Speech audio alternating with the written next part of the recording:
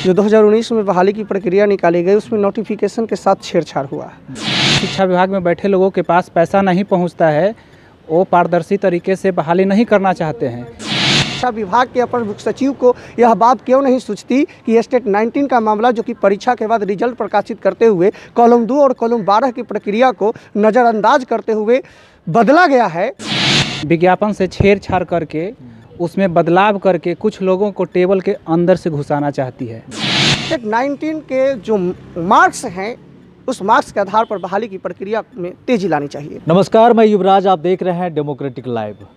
बिहार और देश में बेरोजगारी और महंगाई चरम सीमा पर है और ऐसे में युवाओं को रोजगार जब नहीं मिलता है तो सड़कों पर ही नज़र आते हैं। जी हाँ, ये शिक्षक अभ्यर्थी हैं और ये सब आज गए हुए थे शिक्षा मंत्री के आवास पे गए होते घेराव करने के लिए। क्यों गए थे, क्या कारण है, हम जानने का प्रयास करेंगे। क्या नाम हुआ भैया आपका? नाम अर्जुन कुमार है। क्यों गए थे शिक्षा मंत्री के आवास? शिक्षा मंत्री जी स्टेट 19 का जो मुद्दा है उसको गंभीरता से नहीं ले रहे हैं। हम लोग की जो स्टेट 19 जो 2019 में बहाली की प्रक्रिया निकाली गई उसमें नोटिफिकेशन के साथ छेड़छाड़ हुआ। यूँ कहें कि चयन की जो प्रक्रिया नोटिफिकेशन में कॉलम 2 और कॉलम 12 में लिखा गया है उस चीज़ को नज़रअंदाज करते हुए 26 जून को लेटर निकाल करके विज्ञापन की प्रक्रिया, विज्ञापन का जो शर्त है उस शर्तों को बदल दिया गया है और हम लोग के साथ अन्याय हो रहा है। पिछले विगत कुछ दिनों में शिक्षा विभाग 7वें चरण की बहाली प्रक्रिया के लिए सजग है, इसके लिए मैं उनका आभार व्यक्त करता हूं। परंतु आप विगत कुछ दिनों में यह देखिएगा तो नोटिफिकेशन की छेड़छाड़ ग्रुप डी में की गई, जिसका व्यापक विरोध हुआ बिहार से लेकर के पूरे भारत में।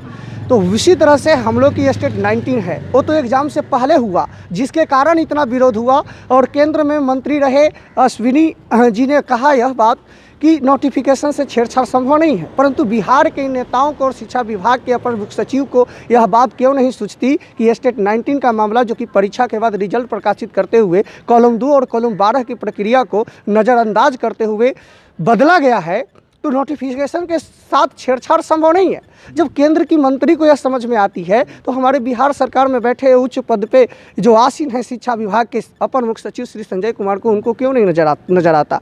क्यों? क्या वे भ्रष्टाचार कराना चाहते हैं?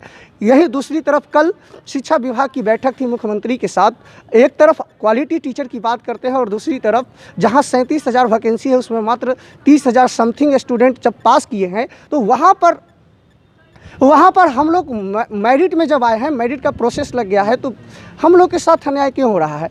तो शिक्षा विभाग से अब मैं चाहता हूं कि यदि वे चाहते हैं कि रोजगार के अवसर प्रदान करें हम बिहार में, इसके लेकर हम अधिक से अधिक युवाओं को रोजगार शिक्षा में दें, शिक्षक बनाए, तो इसके लिए मैं शिक्षा विभाग के तमाम कर्मियों से यह निवेदन करता हूं और शिक्षा मंत्री और मुख्यमंत्री से मैं निवेदन करता हूं कि स्टेट 19 के नोटिफिकेशन का उल्लंघन ना हो, इसके लिए आप स्टेट 19 के मार्क के आधार पर बहाली प्रक्रिया को प्रोसेस में लाए, जिससे मेरिट में आए अभ्यर्थियों का भी हनन ना हो, मेरिट का गला ना घोटा जाए और बहाली प्रक्रिया की शुरुआत हो सके और बिहार में क्वालिटी एजुकेशन सुचारू रूप से संचालित हो। कब फॉर्म निकला था, कब एग्जाम हुआ और अब क्या कितना साल हो गया? देखिए, फॉर्म निकला आपको 2019 में, 2020 में इसका ऑनलाइन एग्ज़ाम जो हुआ 2 बार ऑफलाइन और फिर ऑनलाइन एग्ज़ाम के माध्यम से इस प्रक्रिया को किया गया। उसके बाद रिजल्ट प्रकाशित हुए 2021 में, ठीक है।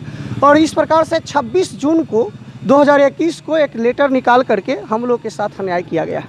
तो इस चीज़ को थोड़ा सा ध्यान रखना चाहिए सरकार को भी कि नोटिफिकेशन के में बदलाव नहीं संभव है। सुप्रीम कोर्ट भी इस चीज़ को खारिज करती है, तो इस बात को समझना चाहिए सरकार को और विभाग को।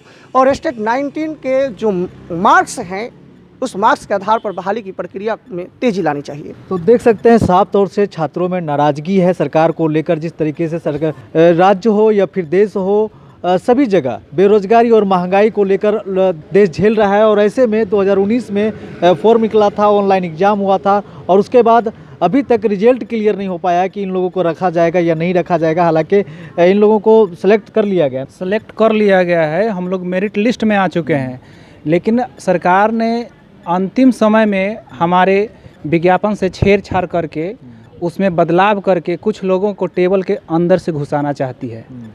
जब तक कुछ लोगों के पास, शिक्षा विभाग में बैठे लोगों के पास पैसा नहीं पहुंचता है, वो पारदर्शी तरीके से बहाली नहीं करना चाहते हैं, इसलिए हमारे विज्ञापन में छेड़छाड़ किया जा रहा है। सर, बीच में खेल में नियम में बदलाव नहीं होता है। आप शुरू में ही कह देते कि इस तहत आपको चयन की प्रक्रिया होगा, हम लोगों ने 2019 से 22 आ गया, अभी हम लोग दिन रात मेहनत करके मेरिट में आया और आज हम लोग रोड पे भटक रहे हैं। तो देख सकते हैं दिन रात मेहनत करते हैं और घर से मात्र 2-3 हज़ार रुपया मिलता है, और ऐसे में ये लोग पटना में रह करके तैयारी करते हैं। और जब इस तरह से इन लोगों के साथ किया जाता है, छेड़छाड़ किया जाता है, तो ये लोग फिर आक्रोशित भी हो जाते हैं। और उसके बाद आज आपने देखा कि किस तरीके से ये लोग शिक्षा मंत्री के आवास का घेराव किया और फिर वहाँ से आश्वासन मिला कि आप लोगों को जल्द ही रख लिया जाएगा, मार्च तक आप लोगों को ज्वाइनिंग दे दिया जाएगा। तो अभी तक हमारे चैनल को सब्सक्राइब नहीं किया है तो कर लीजिए, और फेसबुक पे देख रहे हैं तो लाइक और फॉलो जरूर कर लीजिए। धन्यवाद।